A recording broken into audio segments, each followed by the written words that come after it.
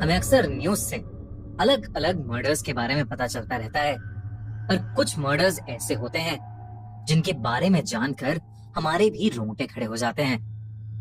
ये कहानी भी एक ऐसे ही मर्डर केस की है जिसे लद्दाख पुलिस कभी सॉल्व ही नहीं कर पाई।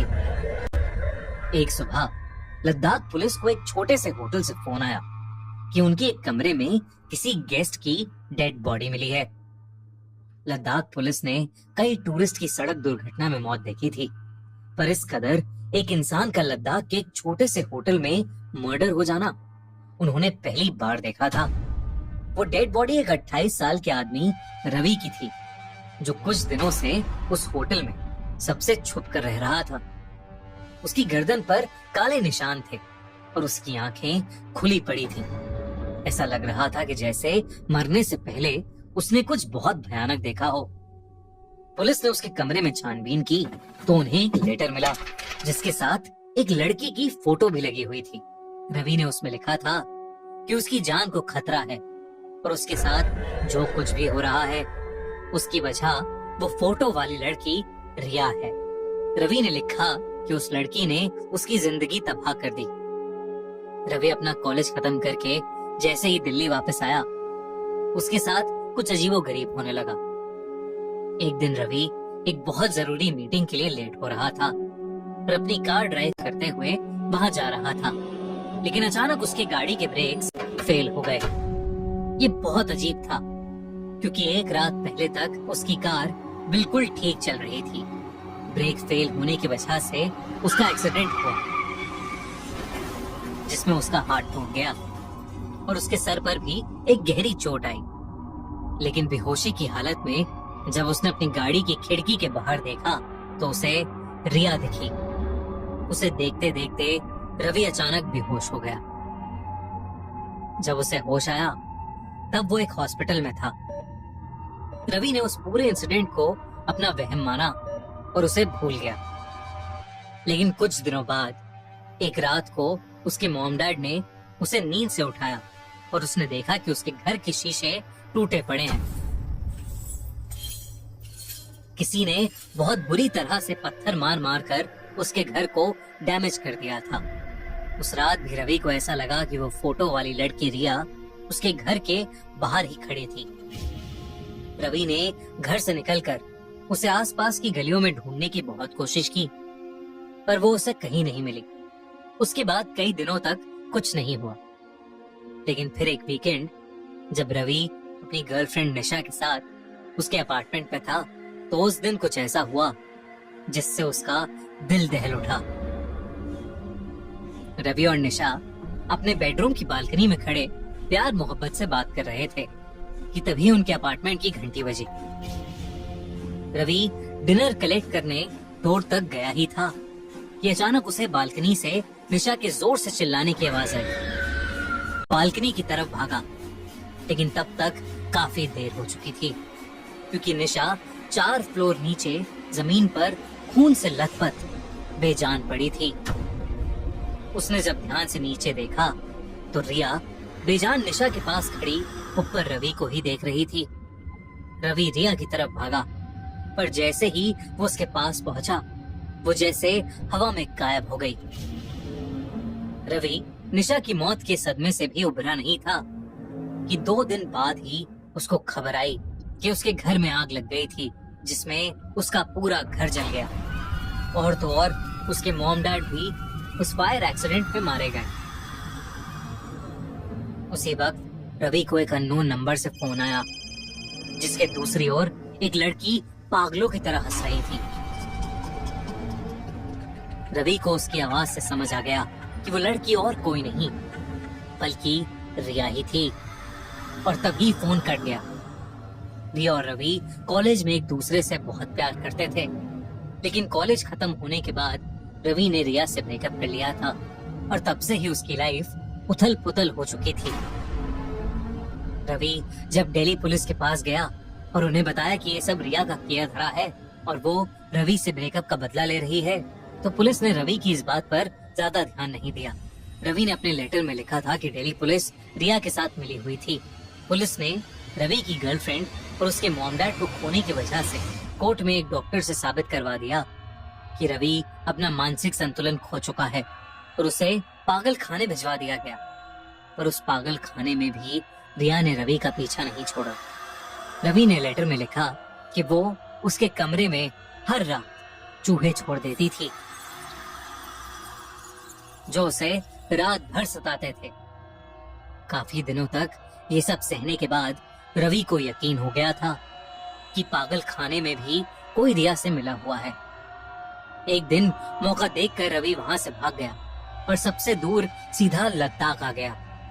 रवि ने उसके लेटर के एंड में लिखा कि रिया लद्दाख में भी उसे हर रोज दिखती है और अगर उसके साथ कुछ भी हुआ तो उसकी जिम्मेदार सिर्फ रिया ही होगी। लद्दाख पुलिस ने ये लेटर तो पढ़ा, लेकिन उसके बाद उनके लिए वो केस और भी ज्यादा कॉम्प्लिकेटेड हो गया, क्योंकि फॉरेंसिक रिपोर्ट के मुताबिक किसी और ने नहीं बल्कि रवि ने खुद ही अपने हाथों से अपना गला दबाकर अपनी जान ली। इनफैक्ट उसके पूरे कमरे में किसी और के कोई निशान भी नहीं थे। लद्दाख पुलिस ने रवि के होटल के आसपास की सीसीटीवी फुटेज चेक करवाई, पर रिया की शक्ल या कद काठी वाली कोई भी लड़की उन्हें दिखाई नहीं दी। दिल्ली पुलिस से बात करके जब रिया के घर की डिटेल जांच करवाई गई तो पता चला कि उस घर में रिया कई साल पहले रहती थी। पुलिस को एक और शॉकिंग बात पता चली। रिया को मरे हुए कई साल बीत चुके थे। रिया की बेस्ट फ्रेंड ने पुलिस को बताया कि रिया बहुत टाइम से डिप्रेशन में थी और धीरे धीरे उसकी तबीयत इतनी खराब हो गई कि कमजोरी की वजह से उसकी मौत हो गई। लेकिन रिया के डिप्रेशन में जाने का कारण कोई और नहीं बल्कि रवि ही था। रिया बहुत ही अच्छी लड़की थी और एक होनहार स्टूडेंट थी। रवि रिया से प्यार का ढोंग करके उससे अपने एग्जाम्स लिखवाता था और उसे यूज करता था। एक बार रिया ने रवि को किसी और लड़की के साथ उसे चीट करते हुए पकड़ लिया था और इसीलिए उसने रवि से ब्रेकअप कर लिया। लेकिन रिया रवि से बहुत प्यार करती थी, इसलिए ब्रेकअप के बाद वो डिप्रेशन में चली गई। ना वो कुछ खाती पीती थी, ना वो किसी से बात करती थी, बस उदास रहती थी। दिल्ली पुलिस से सारी जानकारी लेने के बाद और आसपास की तहकीकात करने के बाद लद्दाख पुलिस ने यह माना कि रवि पागल हो गया था और अपनी मौत का जिम्मेदार वो खुद था। लेकिन पुलिस के दिमाग में हमेशा एक डाउट रह गया, क्योंकि रवि के लेटर में लिखी सारी बातें सच थी। उसकी गर्लफ्रेंड की मौत अपार्टमेंट से नीचे गिरकर हुई और उसके पेरेंट्स घर में आग लगने की वजह से मारे गए। पुलिस को कभी कोई ठोस रीजन नहीं मिला कि रवि अपनी जान खुद क्यों लेगा, पर फिर भी मीडिया के प्रेशर की वजह से उन्होंने ये केस क्लोज कर दिया। पर क्या रवि सच में पागल था या शायद उसे वाकई अपनी एक्स गर्लफ्रेंड रिया की आत्मा दिखती थी जो उससे अब बदला लेना चाहती थी, और शायद इसीलिए उसने पहले रवि की पूरी लाइफ खराब कर दी और फिर उसे मार डाला। आपको क्या लगता है? हमें कमेंट्स में जरूर बताइए। हेलो दोस्तों, मेरे साथ पहली बार ऐसी खौफनाक चीज़ पेश आई है, या यूं कह लीजिए कि मैंने पहली बार वाकई में कोई खौफनाक चीज़ देखी है। मैं उस वक्त 12 साल की थी जब ये वाकया पेश आया। मंडे को हमारी ब्रेक का टाइम शाम 5 बजे का था। मुझे इस चीज़ से बहुत नफरत थी क्योंकि शाम 5 बजे ब्रेक का टाइम बहुत लेट था। आज मुझे अपनी क्लास के कुछ बच्चों के साथ क्लासरूम साफ करने का काम सौंपा गया था, इसलिए आप समझ सकते हैं कि आज तो स्कूल में मुझे शाम के 5:30 बज जाएंगे। हमारे स्कूल की मुख्तसर सी तफसील कुछ यूँ है कि मैं एक प्राइवेट कैथोलिक स्कूल में जाती हूँ। हमारे स्कूल के कोर्ट के साथ ही एक गेट था और उसके पीछे एक और गेट था जिसे वो रेजिडेंट्स का गेट कहते थे, जहाँ राहिबा और पादरी रहा करते थे। ये रेजिडेंस ग्रे कंक्रीट की दीवारों के साथ बना हुआ पुराना और जंग आलूद था। लोग इसके बारे में बहुत अफवाहें फैलाया करते थे। चूँकि ये बहुत पुराना है इसलिए वहाँ कुछ राहबाओं की मौत भी हुई है। हमारा क्लासरूम तीसरी मंजिल पर वाक़या है। हॉलवेज बिल्कुल छतों की तरह हैं, इसलिए जब आप नीचे देखेंगे तो आप स्कूल का सारा मंजर देख सकते हैं। ताहम हमारे कमरे के सामने आप वो घर भी देख सकते हैं जहाँ राहबा और पादरी रहा करते थे। उस वक्त तो मैंने वाकई इस पर कोई तवज्जो नहीं दी, लेकिन आखिरकार कुछ चीज़ों में तब्दीली आना शुरू हो गई। उससे अगले दिन पहले ही काफ़ी अंधेरा हो चुका था और ऊपर से शाम के 6 बज चुके थे। अगर मुझे अच्छी तरह याद हो तो जब दूसरे बच्चे कमरे के अंदर सफाई कर रहे थे तो मैं अपनी खिड़की साफ़ करने के लिए बाहर हॉलवेज में चली गई। मैंने काम को थोड़ी देर रोका और मुड़कर दूसरी तरफ देखा। वहाँ पर एक घर नज़र आया। मैं आराम करना चाहती थी और अपने हॉलवेज की छत पर टेक लगाना चाहती थी और आसमान को देखना चाहती थी, मगर वो तो पहले ही डार्क हो चुका था। जब मैंने वहाँ से नज़रें हटाई और दोबारा उस घर की तरफ देखा तो मुझे घर के बिल्कुल सामने कुछ नज़र आया। एक शक्ल, कोई चीज़ या कुछ और जो सफ़ेद कपड़े में ढका हुआ है। आप बिल्कुल भी उसकी शक्ल और रंग के अलावा कुछ भी नहीं देख सकते। वो चीज़ जो मुझे सिर्फ एक सफ़ेद कंबल में ढांपे हुए इंसान जैसी दिखी। मैं थोड़ा सा नीचे झुकी और सोचने लगी कि ये अजीब चीज़ क्या हो सकती है। मैंने अपने क्लासरूम के दरवाजे को खुलते हुए सुना तो अपनी दोस्त को देखने के लिए मुड़ी। वो दोस्त जिसका नाम कैरी है। कैरी, उधर देखो, वो क्या चीज़ है। मैंने सरगोशी में कैरी को इशारा किया और नीचे की तरफ देखने का कहा जहाँ मैंने अजीबोगरीब शक्ल देखी थी। मैंने जल्दी से उस तरफ मुड़कर देखा मगर वो चीज़ गायब हो चुकी थी। उस वक्त मैंने अपनी रीढ़ की हड्डी को इतना ठंडा महसूस किया कि मैं बता नहीं सकती।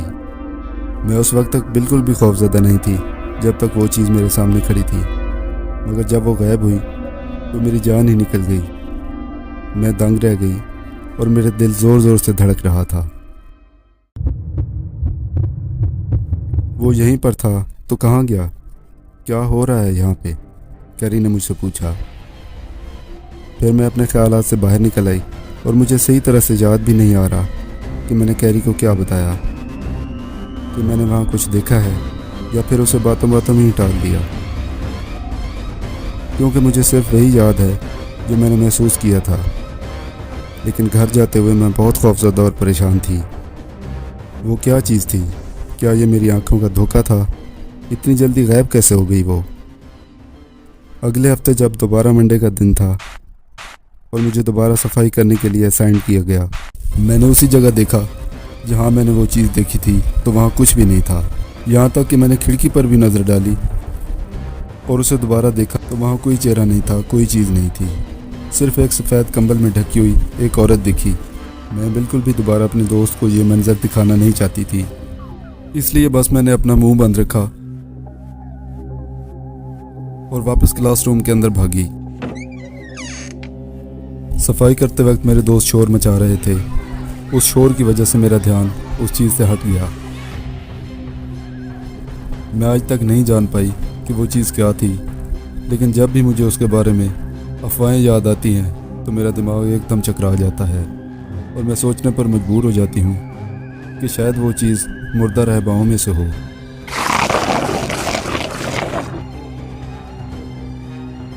दोस्तों, आज की स्टोरी आपको कैसी लगी हमें कमेंट्स में बताइए और इसी तरह की वीडियोस देखने के लिए हमारे YouTube चैनल को सब्सक्राइब कर लीजिए। Thank you.